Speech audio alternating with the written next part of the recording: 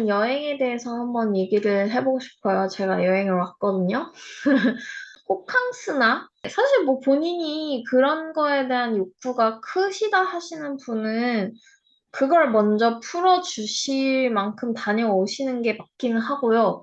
사실 저 같은 경우에는 운이 좋게도 여행은 정말 가볼 만큼 가본 케이스인 것 같아요. 저의 방황의 세월에 그게 일부 들어있는 것도 있고, 해서 그거에 대해서 조금 얘기를 해보자면, 저는 꼭 젊었을 때 해외를 나가 보시기를 추천드려요.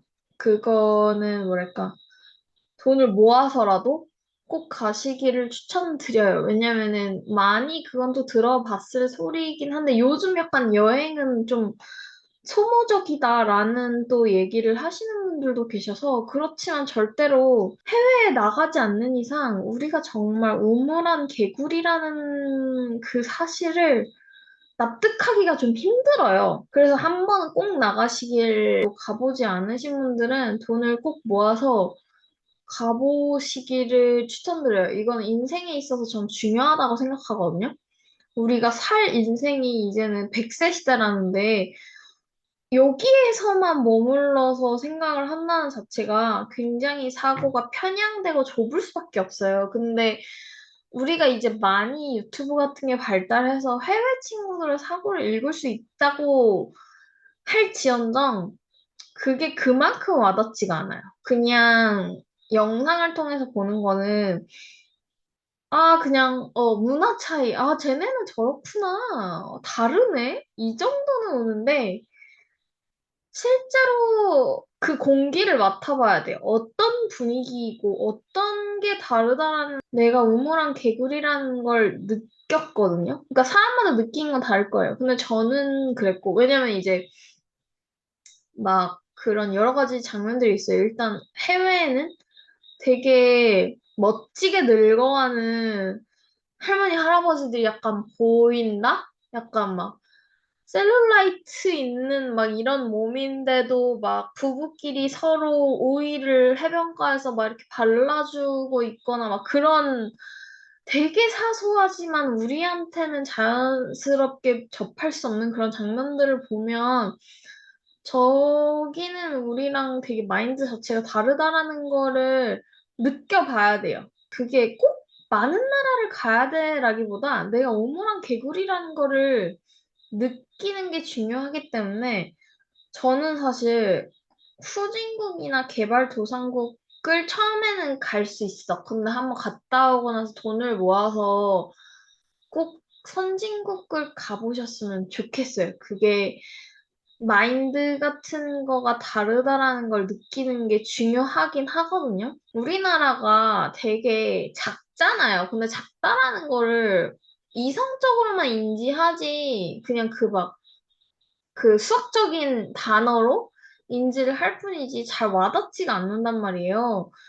근데 가보면 뭐 우리가 작다라는 게 중요한 걸 얘기하고자 하는 게 아니고 약간 저는 그랬어요. 약간 미국 같은 경우에 그랜드 캐니언 같은 데를 가면 거길 포함해서 거기는 땅 자체가 넓잖아요. 그러면 애들이 스케일이 다르기도 하고 그런 자연 경관에 압도되는 걸 느껴봤으면 좋겠어요. 인간이 정말 한낱 모래 알갱이에 불과하구나라는 거를 내가 우주의 진짜 한 털 먼지구나라는 거를 여실히 느껴보셨으면 좋겠어요. 근데 우리나라에서는 그 정도의, 그러니까 아름다운 자연은 많은데 그런 스케일, 압도당하는 스케일의 자연은 제가 못 찾은 건지는 모르겠지만 찾기가 좀 힘들긴 할 것 같아요. 땅덩어리가 넓진 않아서.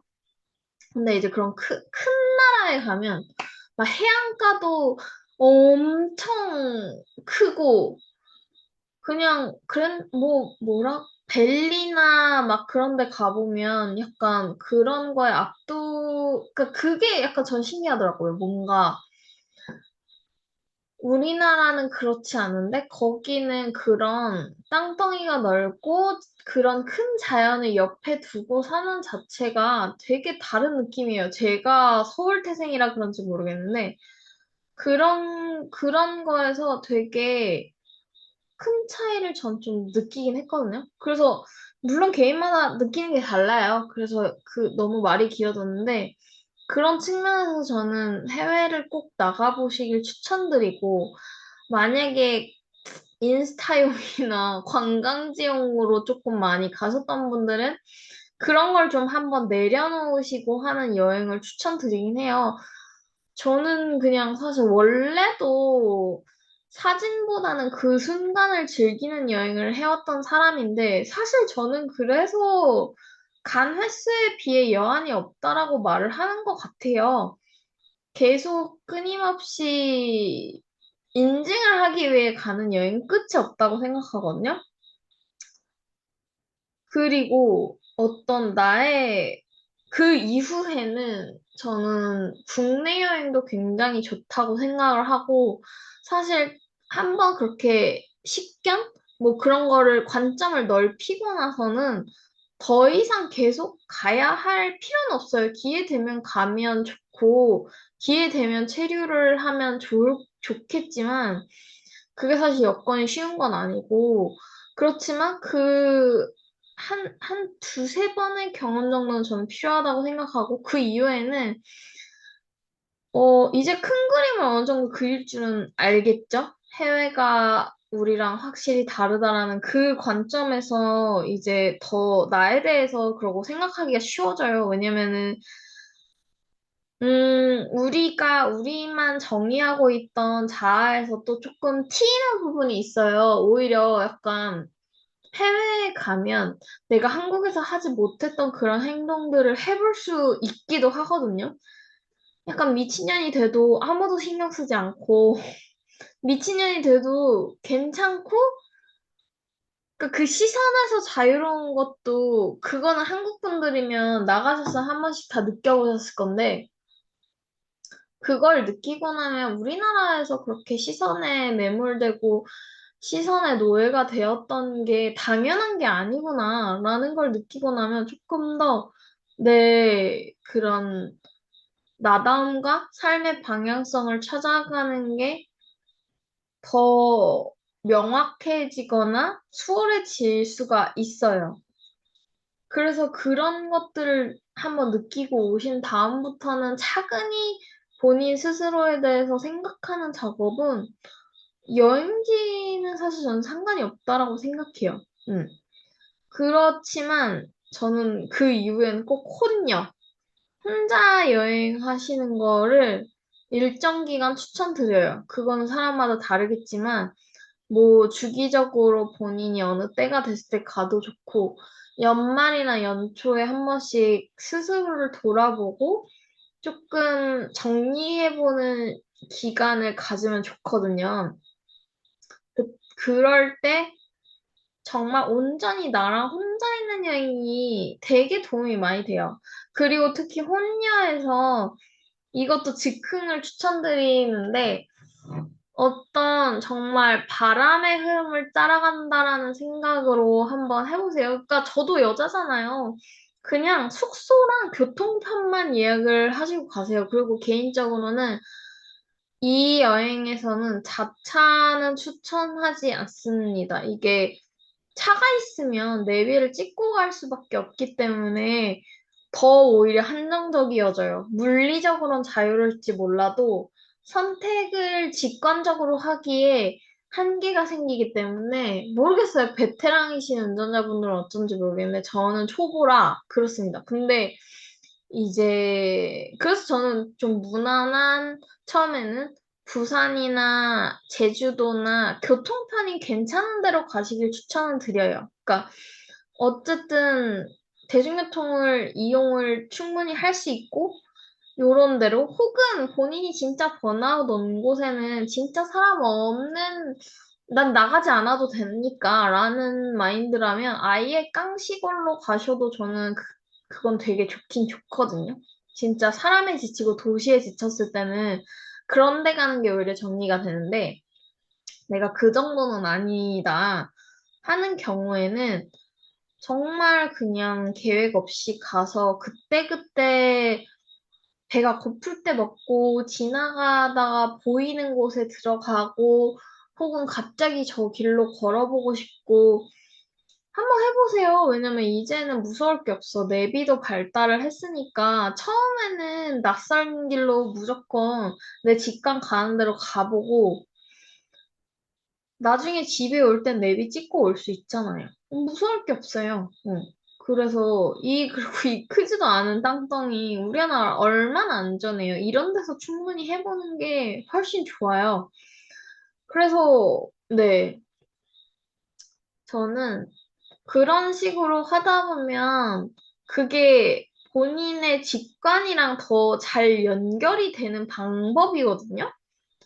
그거를 아마 저는 그걸 읽었을 때 좀 놀랐던 기억이 있는데, 그 자청님이라고 있으시잖아요. 그분이 한번, 뭐 또, 유명해지면 다 나락 한 번씩 가던데, 저는 그분의 방식은 진짜 맞다라고 느낀 게, 책에서 그런 길을 정하지 않고 가는 게 뇌과학적으로도 좋다라고 돼 있는데, 전 뇌과학을 떠나서 이거는 진짜 직관과 되게 가까워지기에 쉬운 그런 방식이라서 근데 또 여행을 추천하는 이유 중에 하나가 공간이 바뀜으로써 그러니까 나의 자아를 다른 스페이스에 다른 공간에 갖다 놓는 순간 아무리 올곧은 분도 조금은 다르게 행동하고 바뀌는 부분이 있어요.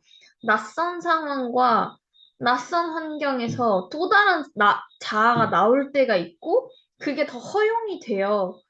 그렇기 때문에 좀 그런 공간 변화를 주는 건 전 중요하다라고 생각하긴 하거든요.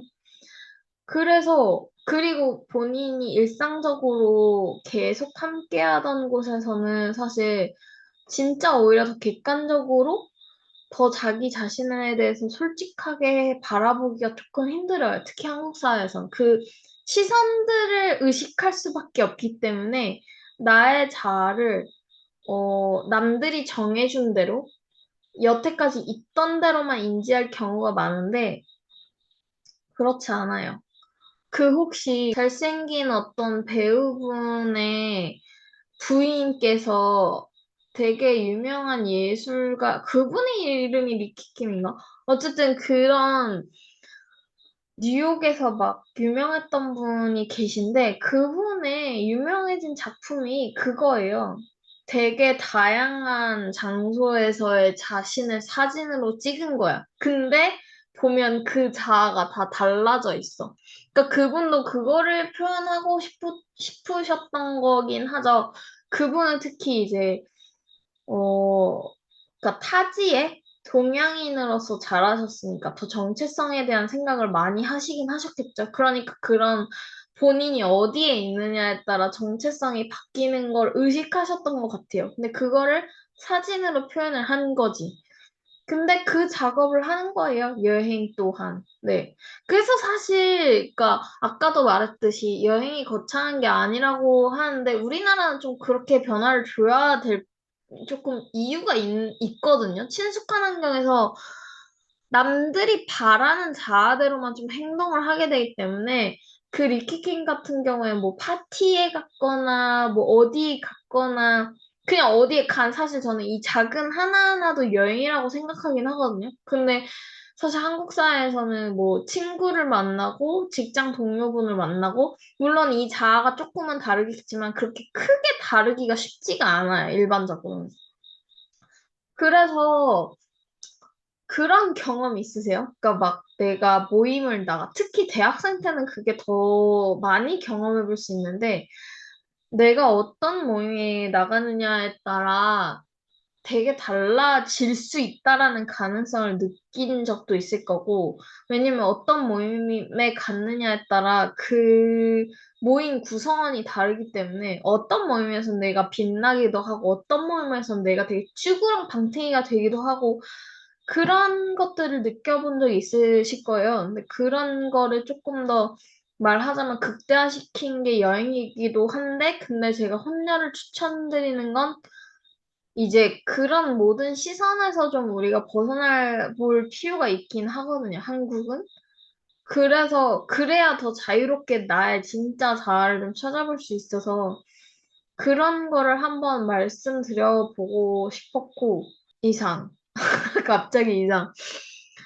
네, 여행을 해볼 만큼 했고, 방황의 도구로도 많이 써본 제가 한번 썰을 풀었는데, 너무 중구난방인 것 같긴 합니다만, 요약을 해드리자면, 해외는 꼭 나가봐라. 돈을 모아서라도.